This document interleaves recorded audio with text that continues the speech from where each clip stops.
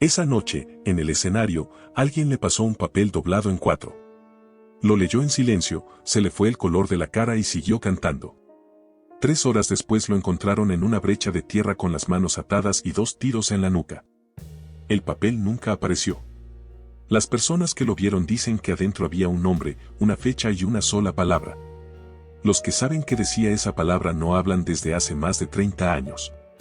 Y los que intentaron hablar terminaron callados de otras maneras. Quédate hasta el final porque en los próximos minutos vas a escuchar 3 cosas que nadie ha querido conectar en voz alta desde que ocurrieron. Una sola de ellas alcanza para entender por qué Chalino Sánchez subió a ese avión sabiendo que no iba a volver.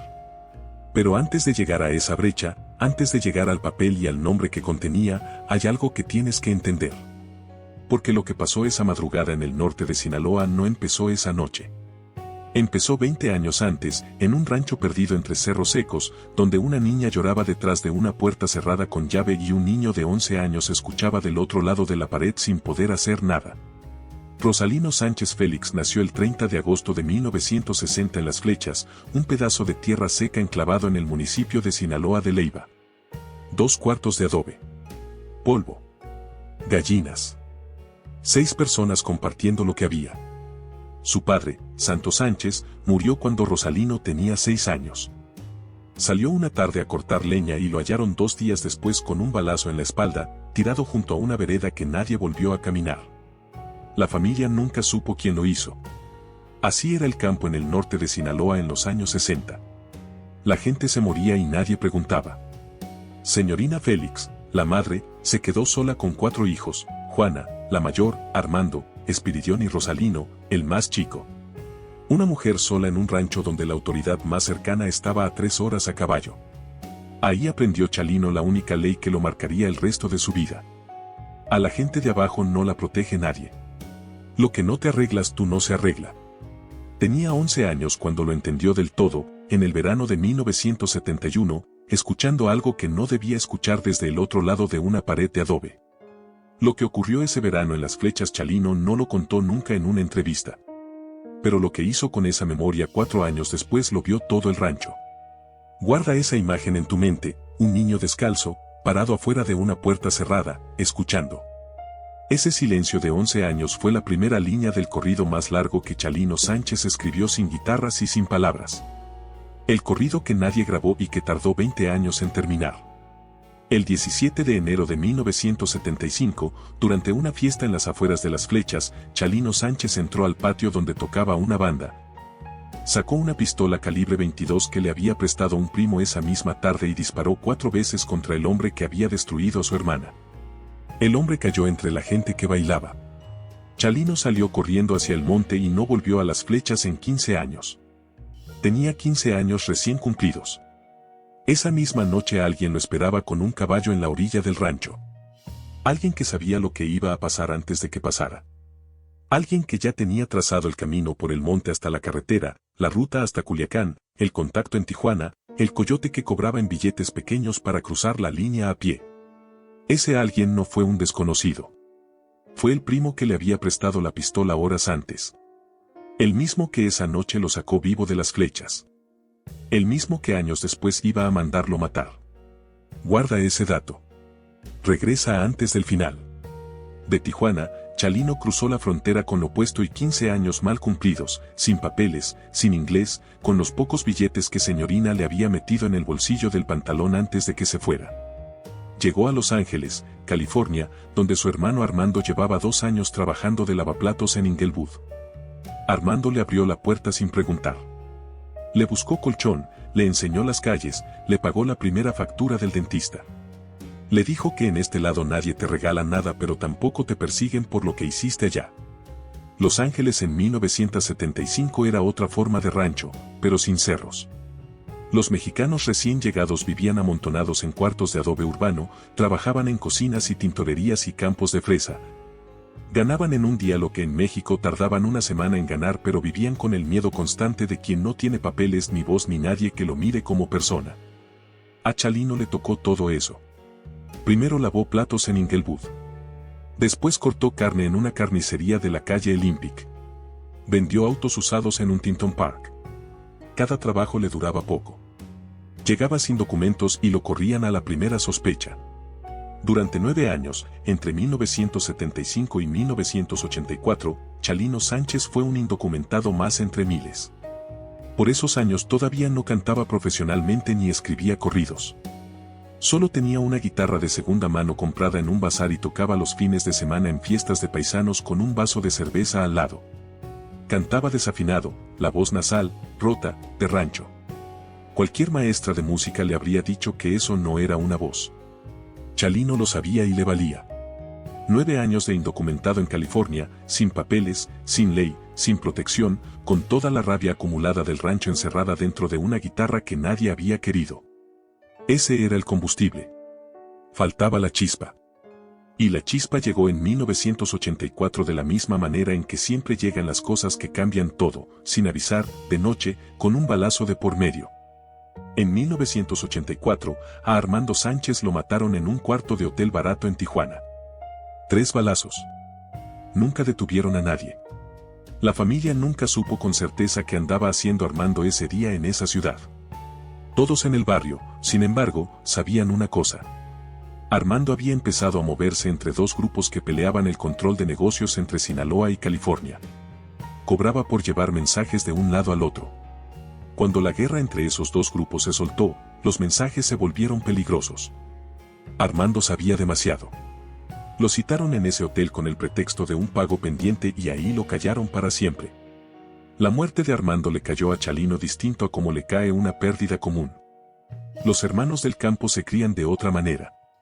Armando había hecho por él lo que Santos ya no podía hacer. Le abrió camino cuando llegó sin nada. Lo protegió cuando todavía no sabía protegerse solo. Y ahora Chalino, a sus 24 años, se quedaba otra vez sin el hombre que lo cuidaba. Algo se quebró adentro. Algo que después se iba a oír en cada corrido. La primera canción que Chalino compuso fue para Armando. La escribió en una servilleta de papel en un restaurante de la calle Alameda, en el verano del 84, llorando. Era torpe, sin métrica fina, sin florituras. Pero tenía algo que los corridos de producción limpia no tenían. Tenía el peso exacto de un hombre que extraña a otro hombre y no sabe cómo decirlo de otra manera que no sea cantando. Esa servilleta Chalino la dobló en 4 y la guardó en la cartera. La cargó 8 años. Y esa servilleta va a regresar antes del final de esta historia, en una brecha de tierra cerca de Los Mochis, en el bolsillo interior de un saco oscuro. Después de enterrar a Armando, Chalino hizo algo que no había hecho nunca. Regresó a México. No a Sinaloa todavía. A Tijuana. Quería saber qué había pasado con su hermano. Quería hablar con la gente del hotel. Quería ver el cuarto. Quería nombres. Y en esa búsqueda de preguntar demasiado en los lugares equivocados, Chalino terminó detenido por la policía de Baja California en 1985. Lo metieron a la mesa, la penitenciaría de Tijuana, bajo cargos que nunca quedaron del todo claros. La versión oficial de la familia fue una pelea en una cantina. Otros, con menos ingenuidad, dijeron que lo metieron ahí para que se muriera adentro. A los 2 meses un preso lo atacó en el patio con un punzón. Chalino sobrevivió porque otro interno, uno con peso propio dentro de los muros, se metió en medio y paró el ataque. Ese preso protector respondía, según testimonios documentados años después por reporteros de Culiacán, a la misma familia sinaloense con la que Armando había trabajado antes de morir. Chalino no entró solo a la mesa. Salió debiéndole la vida a gente muy pesada. Y esa deuda, con intereses acumulados año tras año, es la que le puso el reloj encima el resto de su vida. Adentro, en un cuaderno de pastas negras que le consiguió un preso de Culiacán, Chalino empezó a escribir corridos.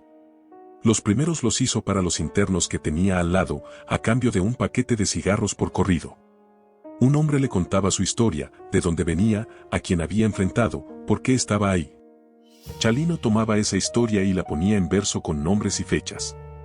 Al día siguiente le entregaba el corrido escrito a mano. Cada preso tenía el suyo. Cuando salían se llevaban esa hoja como si fuera un título de propiedad. Cuando Chalino salió de la mesa en 1986, ese cuaderno ya tenía más de 60 corridos escritos por encargo. Y varios de los nombres en esa lista, con el paso de los años, se convirtieron en nombres que nadie pronunciaba en voz alta en el norte de México. De Tijuana, Chalino regresó a Los Ángeles a finales del 86. Venía distinto. Venía con un oficio. Consiguió una grabadora de casete Sony portátil, de las baratas que usaban los choferes de camiones de carga. Se metía en su carro, un Chevy Camaro azul de segunda mano, lo estacionaba en un parque de Paramount y grababa solo, sin banda, sin productor, sin estudio detrás. La guitarra, la voz, la grabadora encima del tablero y el corrido que le saliera ese día. Cuando se le acababa la cinta paraba, sacaba el casete, escribía el título con plumón en la etiqueta y guardaba la cinta en una bolsa de plástico en el asiento del copiloto. Después, con las cintas recién grabadas, se iba en ese mismo Camaro a los mercados sobre ruedas de Huntington Park, de Sousgate, de Pico Rivera. Abría la cajuela, ponía las cintas encima de una cobija y las vendía de a $5 cada una con un letrero hecho a mano. Corridos originales. $5. Las primeras semanas vendía 10 o 12 cintas por sábado. 2 meses después, 30. A principios de 1988 los paisanos le llegaban al Camaro antes de que él abriera la cajuela. Le dejaban mensajes en una libreta con nombres, encargos, fechas de bodas donde necesitaban copias. A los paisanos les latió. Les latió esa voz nasal, rota, desafinada, que sonaba a rancho, a primo, a ellos mismos. La música mexicana del norte llegaba envasada desde los canales de televisión con sombreros impecables y orquestas limpias. La voz de Chalino rompió ese envase. Por primera vez en mucho tiempo, un cantante se parecía exactamente a la gente que lo estaba escuchando. En 1989, un productor pequeño de Paramount llamado Ángel Parra lo escuchó en un tianguis y le ofreció pagarle un estudio. Chalino dudó porque pensó que le iban a arreglar la voz. El productor le dijo una frase que Chalino repitió el resto de su vida. No te voy a cambiar nada. Quiero que grabes igual que cantas aquí. Chalino grabó su primer disco ese año bajo el sello Cintas Acuario, con Pedro Rivera, el padre de Jenny Rivera, detrás de la producción. De un día para otro, el vendedor de cintas en la cajuela del Camaro pasó a ser el cantante más pedido en las fiestas privadas de los mexicanos en California. La grabadora Sony portátil se quedó con él. La siguió usando 6 años más, hasta la noche que se la llevó en el maletín a Los Mochis. Entre 1989 y 1991, Chalino pasó de cantar en bodas de paisanos a presentarse en fiestas privadas de gente cuyo nombre nadie pronunciaba en voz alta en Los Ángeles. Ranchos apartados. Casas grandes detrás de rejas altas con guardias en la puerta. El pago por presentación subió de 5,000 a 10,000, después a 20. Pero el pago de verdad no estaba en las presentaciones. Estaba en los corridos por encargo. Un corrido por encargo funcionaba así. Un hombre con dinero mandaba a alguien a buscar a Chalino. Le decían que el patrón quería un corrido con su nombre, que se dijera de dónde era, qué hacía, a quién le había ganado, de qué ranchos era dueño. Chalino se sentaba con el mensajero, tomaba nota en el cuaderno de pastas negras, preguntaba detalles y días después entregaba el corrido grabado en un casete maestro con la Sony portátil. El pago era siempre en efectivo. Entre $3,000 y $10,000 por corrido. A veces más cuando el encargo era delicado. Con cada nombre nuevo, la lista de los 60 iniciales crecía. Y cada nombre en esa lista era también una diana encima de Chalino, porque los enemigos del hombre del corrido ahora también sabían exactamente quién era él y dónde vivía. Esto no era un secreto. Chalino lo decía en entrevistas mirando de frente a la cámara, sin bajar la voz. A mí me pagan por escribir corridos. El que quiera su nombre en una canción que pague y se la pongo. Era un trato comercial en el mundo al que estaba entrando. Sin embargo, ningún trato en ese mundo es solo comercial. Cada vez que ponía el nombre de un hombre en una canción, ese hombre quedaba enmarcado, reconocible en cada ranchería del norte, famoso en cada fiesta de paisanos en California.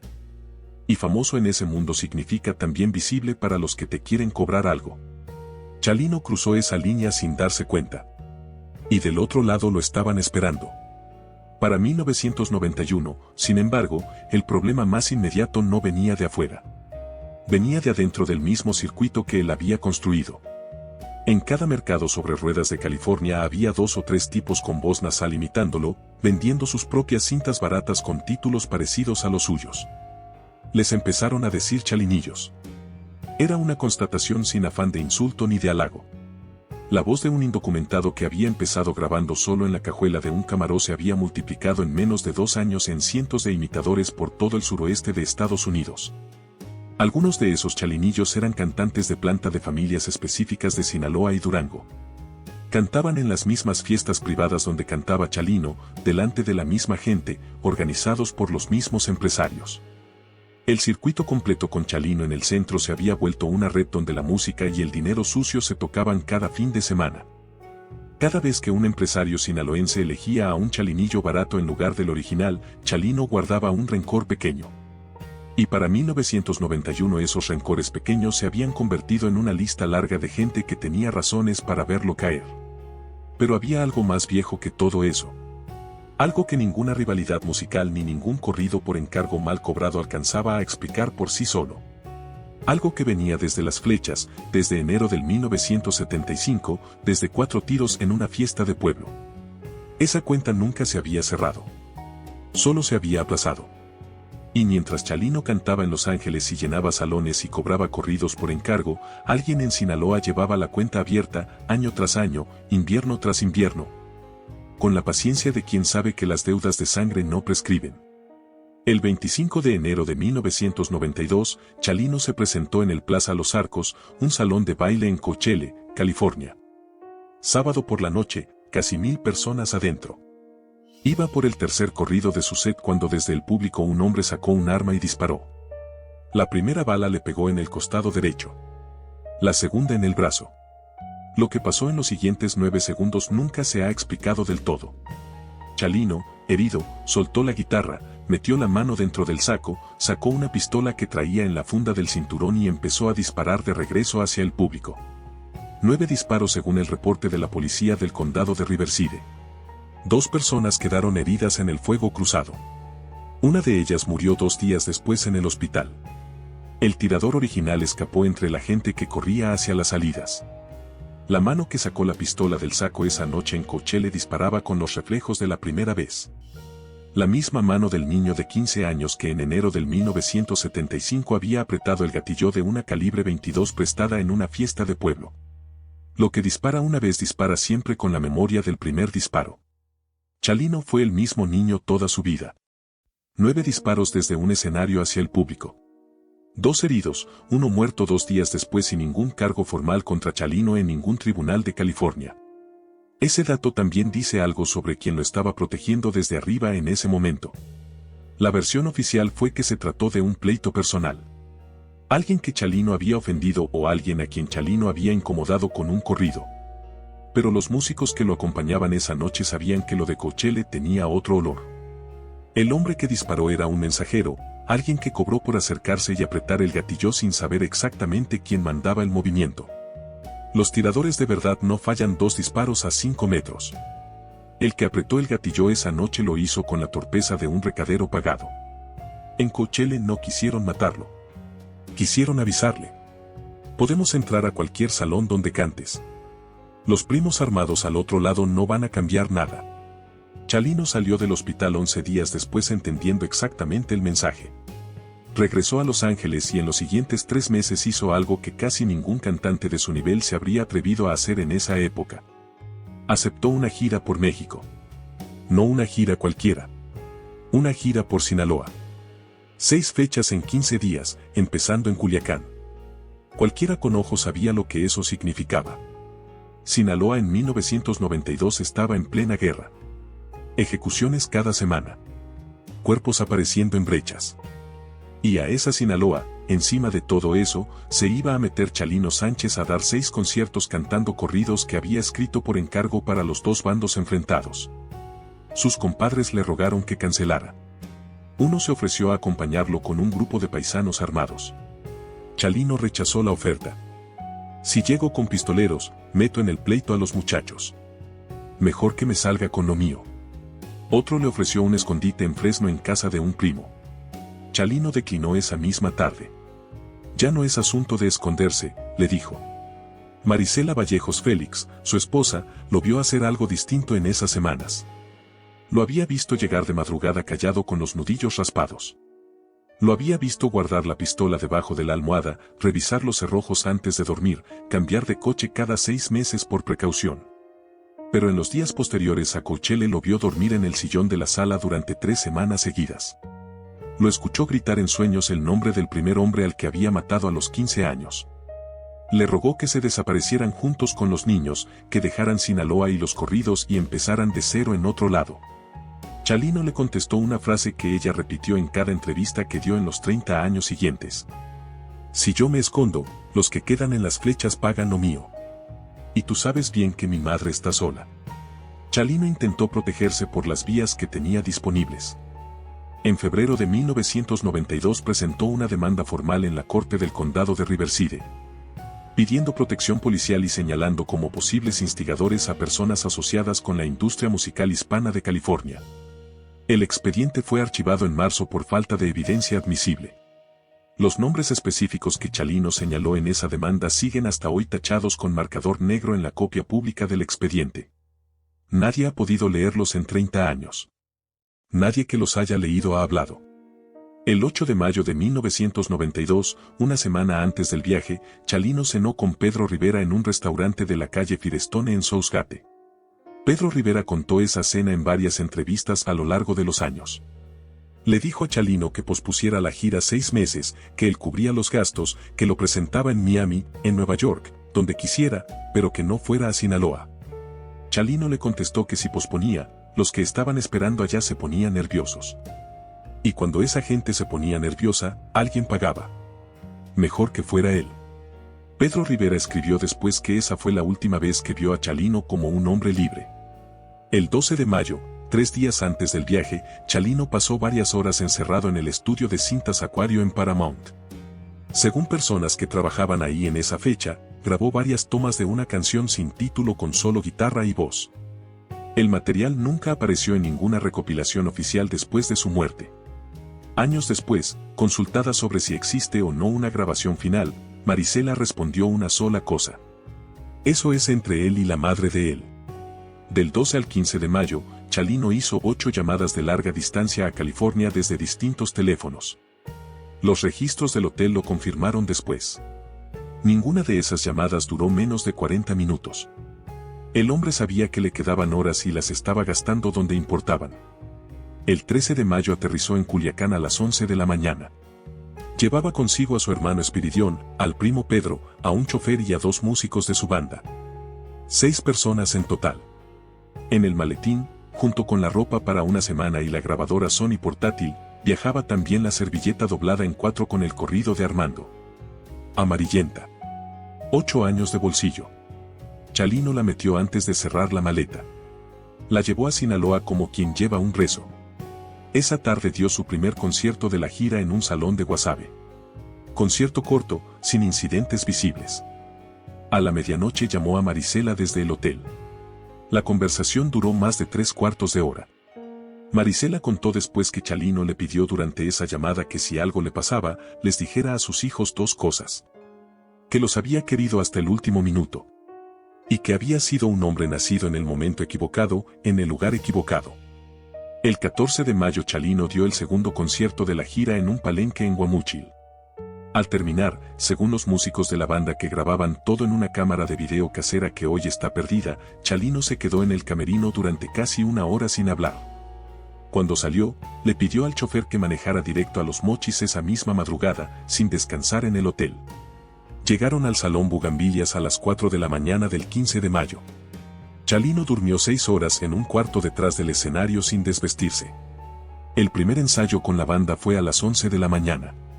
Duró 20 minutos. Le dijo al director musical una frase que ese hombre recordó en una entrevista corta 3 años después. Esta noche canto lo que me salga. No me sigan. Acompáñenme nada más. A las 10 de la noche del 15 de mayo empezó el tercer concierto de la gira en el Salón Bugambilias. Capacidad para 100 personas. Lleno desde 2 horas antes. Los que estaban ahí esa noche coinciden en lo mismo. Chalino cantó distinto. Los corridos le salieron despacio, con pausas largas, con la mirada fija en personas específicas de la primera fila. Se tomaba tiempo entre canción y canción. Miraba al público como quien se despide de cada uno por su nombre. El sonidista, un hombre de los Mochis que dio una entrevista breve en 1994, dijo que Chalino cantaba esa noche como un hombre que ya no está. Como uno que le está dejando las canciones a los demás antes de irse. A la 1:20 de la madrugada del 16 de mayo, mientras interpretaba un corrido que había terminado de escribir esa misma tarde, un hombre se acercó al escenario desde la primera fila. Le hizo una seña con la mano y le entregó un papel doblado en 4. Chalino se arrodilló en el borde del escenario. Recibió el papel. Lo abrió. Lo leyó en silencio. Se levantó y siguió cantando. Los que estaban cerca dicen que en ese momento la cara de Chalino se puso blanca. El cuerpo, sin embargo, no dejó de cantar. Terminó esa canción. Terminó la siguiente. Al finalizar la tercera se despidió del público con una venia corta, bajó del escenario y se metió al camerino. Imagina estar cantando frente a 100 personas con las luces encima de la cara y ver que alguien de la primera fila levanta la mano con un papel doblado. Imagina adivinar lo que dice antes de abrirlo. Imagina que aún así sigues cantando 3 canciones más. Ese fue Chalino Sánchez esa madrugada. Dentro del camerino Chalino se sentó en la silla, sacó el papel y lo leyó por segunda vez despacio. Después lo dobló con cuidado y lo guardó en la bolsa interior del saco, junto a la servilleta de Armando. No se lo mostró a nadie. Su hermano Espiridión entró unos minutos después y le preguntó qué decía. Chalino le respondió una frase que Espiridión recordó años más tarde en la única entrevista pública que dio sobre esa noche. Nada que no supiera. Y se quedó callado mirando el suelo. A los 20 minutos llegaron al camerino unos hombres que se identificaron como agentes de la Policía Judicial del Estado de Sinaloa. Traían placas. Traían chalecos. Le dijeron a Chalino que el comandante quería hablar con él afuera en un asunto relacionado con la denuncia que él mismo había presentado semanas antes en California. Chalino los miró de arriba a abajo. Les preguntó si podía acompañarlo su hermano. Le dijeron que sí, sin problema. Chalino se levantó, agarró el saco, se despidió del sonidista con un "ahí nos vemos mañana" y salió del camerino con ellos. Con él iban Espiridión, el primo Pedro y uno de los músicos. Los 4 se subieron a una camioneta blanca con vidrios polarizados estacionada en una salida lateral que daba a un callejón sin alumbrado. La camioneta arrancó y salió del estacionamiento del Salón Bugambilias a la 1:45 de la madrugada. Adentro del salón los músicos recogían instrumentos. Los meseros limpiaban mesas. A las 2:30 de la mañana el representante de la gira, al notar que Chalino no volvía por su maletín, empezó a preguntar. Llamó al cuartel de la Policía Judicial del Estado para confirmar que Chalino estaba con ellos. La judicial del Estado dijo que no sabía nada. Que no habían mandado a nadie a recoger a Chalino Sánchez del Salón Bugambilias esa noche. Que no tenían ninguna orden de presentación contra él. Y ahí se rompió el piso. Lo que nadie supo hasta después es que adentro de esa camioneta no iban 4 personas como Chalino creía. Iban 7. Y uno de ellos, el del asiento del copiloto, no traía uniforme. Tenía el rostro descubierto. Y Chalino lo reconoció apenas subió porque no era un desconocido. Era alguien que conocía desde niño. A las 8 de la mañana del 16 de mayo, un campesino que salió a revisar su ganado en el ejido Los Limones, a unos 40 kilómetros al sur de Los Mochis, encontró 2 cuerpos tirados a la orilla de una brecha. Cerca de un canal de riego. Los 2 con las manos atadas a la espalda con cinta gris. Los 2 con 2 tiros en la nuca. Calibre 38. Uno era Chalino Sánchez. El otro era su primo Pedro. A Espiridión y al músico los hallaron vivos a 6 kilómetros de ahí, caminando descalzos por la carretera con las manos atadas al frente. Los habían dejado vivos a propósito. ¿Para qué contaran? Lo que se sabe con certeza es esto. A los 4 kilómetros de salir del Salón Bugambilias, la camioneta se salió de la carretera pavimentada y tomó una brecha de tierra. A los 6 kilómetros se detuvo. Los hombres bajaron a Chalino y a Pedro. A Espiridión y al músico los mantuvieron adentro, boca abajo sobre el asiento trasero. 2 hombres se quedaron con ellos. Los otros 5 se llevaron a Chalino y a Pedro hacia el monte, caminando entre los matorrales junto al borde del canal de riego. Pegados al vinilo del asiento, Espiridión y el músico alcanzaron a oír las detonaciones a lo lejos. 2 primero. 2 después. Apagadas por la distancia y por el ruido de los grillos. Silencio antes. Silencio después. El monte volvió a su sitio como si nada hubiera pasado. Los 5 hombres regresaron caminando a la camioneta. Kilómetros después bajaron a los sobrevivientes. Les soltaron las manos. Les dijeron que caminaran hacia el sur y no voltearan. Y se fueron. Espiridión contó otra cosa una sola vez en una entrevista de 1998 y nunca volvió a hablar del tema públicamente. Dijo que su hermano se bajó de la camioneta como quien va a una cita. Sin discutir, sin preguntar. Se bajó caminando despacio, como el que ya llegó al lugar al que tenía que llegar. En el mundo de Chalino dejar testigos con vida es una decisión calculada. Significa que la historia debe contarse exactamente como ellos quieren que se cuente. Y así se contó durante más de 30 años, con sus agujeros y sus silencios.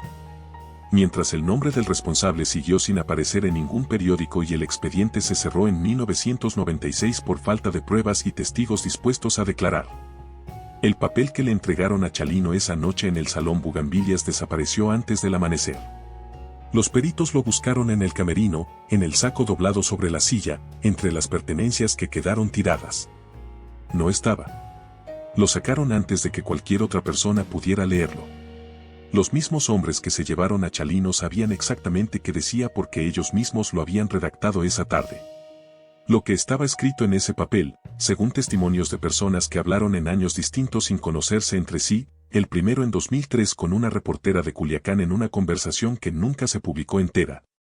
El segundo en 2015 con un documentalista que viajó a grabar a los viejos del rancho, tenía 3 líneas. Primera línea, un nombre de varón.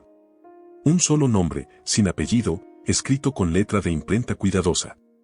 Segunda línea, una palabra. Ahora. Tercera línea, una fecha. El día exacto en que habían matado a Chapo Pérez en Las Flechas. En enero de 1975. 17 años antes. Al día. Escucha eso otra vez. La tercera línea era una fecha de 17 años atrás, escrita al día exacto. Esa firma es de alguien que llevaba la cuenta abierta desde la primera noche. Alguien que había estado contando uno a uno los inviernos que pasaban. Ese era el mensaje. Ese era el cobro.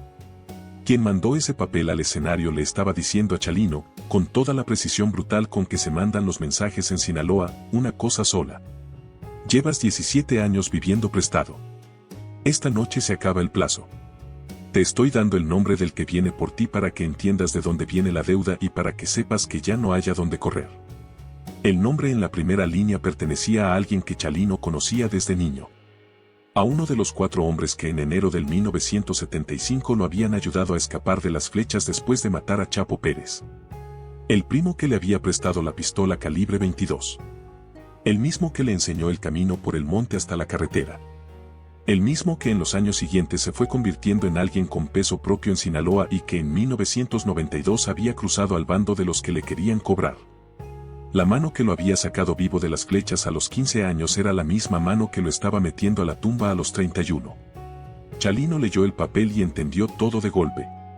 Entendió que la deuda no era por los corridos por encargo ni por Coachella ni por los chalinillos ni por ninguno de los rencores del circuito musical. La deuda era de enero del 1975. Era de 4 tiros en una fiesta de pueblo. Era de una niña llorando detrás de una puerta cerrada y un niño de 11 años que escuchó y tardó 4 años en responder y respondió de la única manera que sabía. La mano que le había prestado la pistola esa noche del 75, la mano que le enseñó el camino por el monte, había administrado esos 17 años como un préstamo con intereses. Y en mayo del 1992 vino a cobrar principal e intereses de una sola sentada. Pelear no iba a servir. Correr no iba a servir. Si esa noche él se negaba, al amanecer iban a pasar por Señorina, por Juana, por los sobrinos, por todos los que quedaban en Las Flechas. Esa era la condición del cobro. Esa era la regla a la que él mismo había firmado sin saberlo una noche de enero del 1975. Y por eso siguió cantando después de leer el papel. Por eso terminó la canción. Por eso se levantó de la silla del camerino sin discutir cuando llegaron los hombres. Por eso se despidió del sonidista con un "ahí nos vemos mañana", sabiendo perfectamente que no habría mañana. Los hombres lo caminaron unos 200 metros entre los matorrales, siguiendo el borde del canal de riego. La luna de esa noche era apenas un gajo delgado. Suficiente para ver el camino, insuficiente para ver una cara con claridad. En algún momento Chalino se detuvo y, según reconstruyeron después los peritos que levantaron las huellas, se arrodilló por voluntad propia. Nadie lo empujó. Las marcas en la tierra mostraban que bajó despacio, dejando la rodilla derecha primero. A 3 pasos de él, el primo Pedro hizo lo mismo. 4 disparos en total. El mismo número exacto que Chalino había hecho aquella noche de enero de 1975 en la fiesta de pueblo en Las Flechas. La simetría de la deuda se cerró al tiro. Cuando levantaron el cuerpo en la brecha, en el bolsillo interior del saco encontraron la servilleta doblada en 4 con el primer corrido que Chalino había escrito llorando por Armando en el verano del 84. Amarillenta. 8 años de bolsillo. Lo único que cargaba en el bolsillo del corazón la noche que lo mataron. Del cuaderno de pastas negras con los 60 nombres y de la grabadora Sony portátil no quedó rastro. Los hombres sacaron el maletín del camerino antes de que cualquier músico pudiera entrar a buscarlo. El asesinato de Chalino Sánchez quedó oficialmente como un crimen sin resolver. Nunca hubo un detenido, un juicio ni una sentencia formal. La Procuraduría del Estado de Sinaloa cerró el caso en 1996 por falta de pruebas y testigos dispuestos a declarar. La familia nunca volvió a insistir en el expediente. Marisela se llevó a sus 2 hijos a Los Ángeles y no regresó a Sinaloa en 10 años. Espiridión, el hermano sobreviviente, se fue a vivir a un rancho pequeño en las afueras de Culiacán. Siempre tuvo miedo. Siempre dio respuestas cortas cuando alguien preguntaba. Siempre cambió la historia 2 o 3 veces según quien preguntaba. Murió de diabetes en 2010 sin volver a decir una palabra pública sobre esa noche. El cuaderno de pastas negras con los 60 nombres nunca apareció ni una página suelta. Hay coleccionistas en Culiacán y en Los Ángeles que lo buscaron durante años ofreciendo sumas que llegaron a los $50,000. Nadie lo ofreció. Nadie va a hacerlo. Probablemente fue destruido hace tiempo por las mismas personas que se lo llevaron esa madrugada. O está enterrado en algún lugar de la sierra esperando a que pase suficiente tiempo para que el tiempo mismo lo borre. El nombre del primo que aparecía en la primera línea del papel sigue sin aparecer en ningún periódico. Según reportajes publicados en medios locales sinaloenses en 2020 sigue vivo en un rancho del municipio de Sinaloa de Leiva. Tiene más de 80 años. En ese rancho está protegido por el silencio de todos.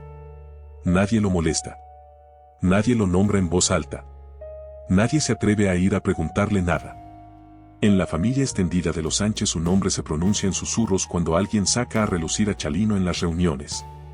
Los más jóvenes ya no lo conocen. Los mayores prefieren que no lo conozcan. Algunos secretos se cuidan para proteger a los que todavía quedan vivos. Otros se cuidan porque a esas alturas ya no hay nada que ganar diciéndolos. Los 2 hijos de Chalino crecieron marcados de maneras distintas. Cintia tenía 4 años cuando lo mataron. Creció sin recuerdos directos de su padre, solo con las cintas que le ponía su madre y con las fotos del salón. Nunca se dedicó a la música. Terminó sus estudios en California y trabaja en algo que ha preferido mantener lejos del foco público. Sus escasas apariciones en redes han sido para pedir respeto por la memoria de su padre. Adán tenía 6. Quiso ser él. Creció escuchando las grabaciones del padre, copiando la voz nasal, aprendiendo los mismos corridos. A los 15 empezó a cantar profesionalmente. A los 18 ya llenaba palenques en el norte de México. Firmó con Sony Music. Grabó 5 discos. En marzo de 2004, Adán Chalino Sánchez murió volviendo de un concierto en una carretera de Rosarito, Baja California. Tenía 19 años. El reporte oficial dice que el chofer se quedó dormido y el carro se salió del camino. En la familia extendida de los Sánchez, en voz baja, se dice otra cosa. Que Adán estaba empezando a hacer preguntas sobre la muerte de su padre. Que quería que se reabriera el caso.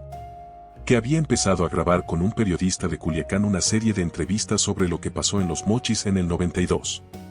Esas entrevistas, si existieron, nunca se publicaron. El hijo de Chalino murió exactamente 12 años después que su padre. Volviendo también de un concierto. También en Sinaloa. Con un reporte policial que dejó más preguntas que respuestas. 2 hombres. La misma dirección. 12 años de distancia.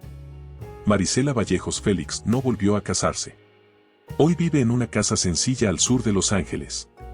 Ha dado pocas entrevistas a lo largo de los años, todas medidas, todas con la misma calma triste mirando a la cámara.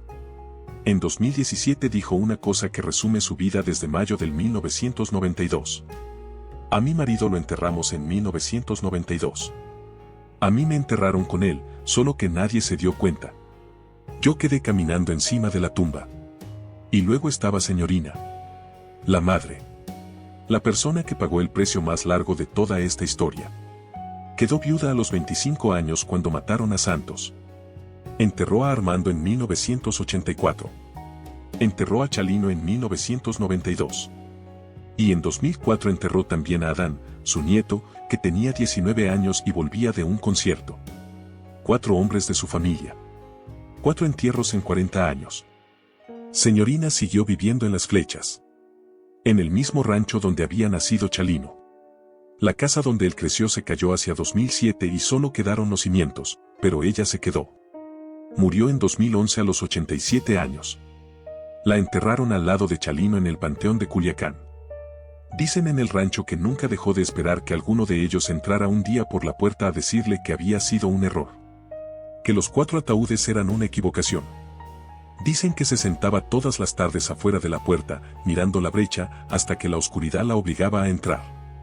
Mientras Chalino cayó en una sola madrugada con 2 balas rápidas, señorina cayó en cámara lenta durante 45 años. Un hijo a la vez. Un nieto a la vez. Un entierro a la vez.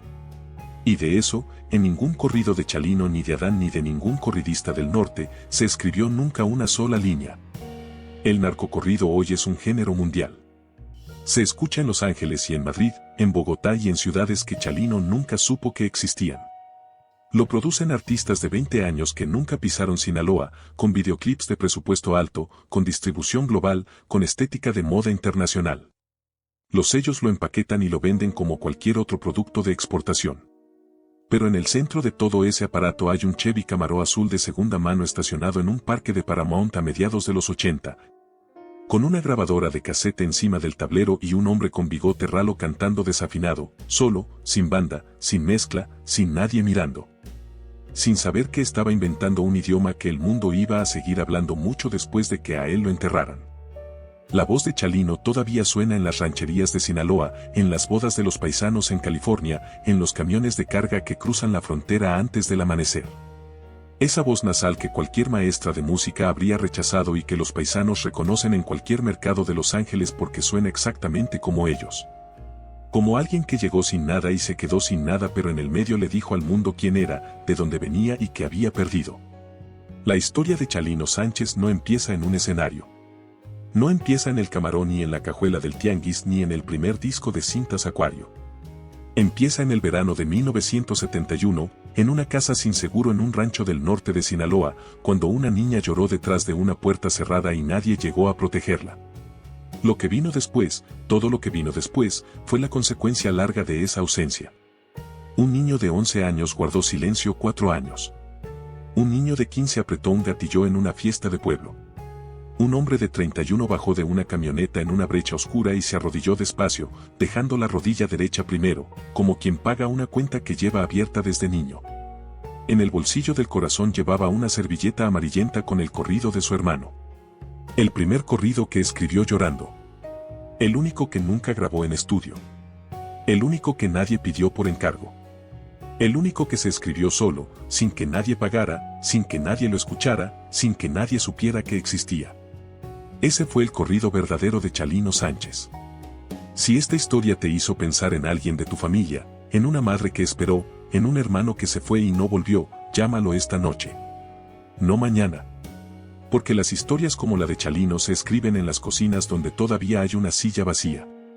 Y a esas cocinas, cuando nos damos cuenta de mirarlas, casi siempre llegamos un año tarde.